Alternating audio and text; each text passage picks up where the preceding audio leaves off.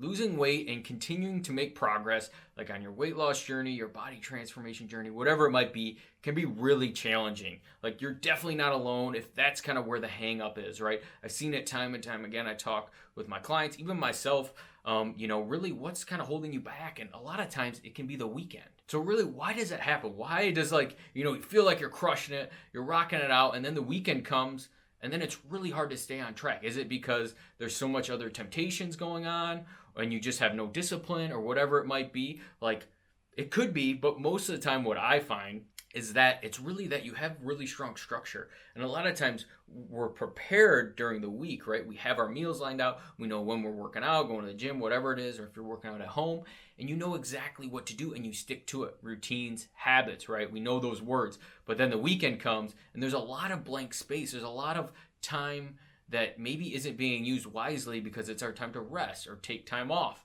So what do? Well, usually we fill them with bad things, or if we're bored, that's usually where we go back into bad habits as well. So really, the better that you can structure that and have a routine, the better success you're going to have. And I used to hate structure. I used to hate routines. I thought I just wanted to be free of it. But I realized the better that I build those into those days off, actually the more progress I'm going to have, especially losing weight and transforming my body. So with that being said, I want to go over really what I do every single week and what I tell my clients. So that way you can stay on track during the weekend and actually make it a positive thing, not a negative thing towards your journey.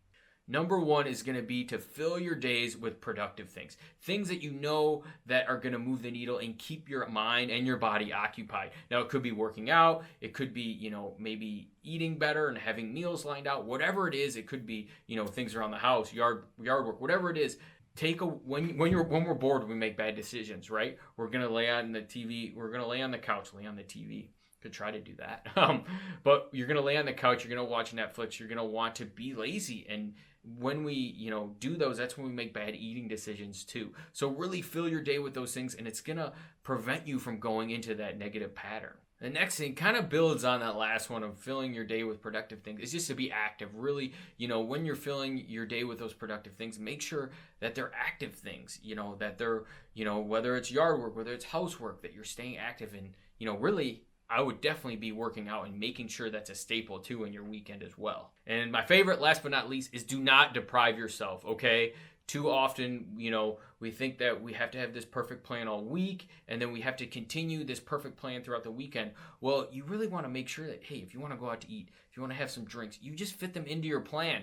And if you're wondering how to do that, just let me know. I can show you. But it's very simple. You just plan it out ahead of time. Make sure you have those things that you love, and it's going to allow you to stay on track that much longer so it doesn't feel like a diet. It doesn't feel like this super restrictive thing that, you have to stick to perfectly, or else everything's, falls off track, and it really makes it a lot more enjoyable too.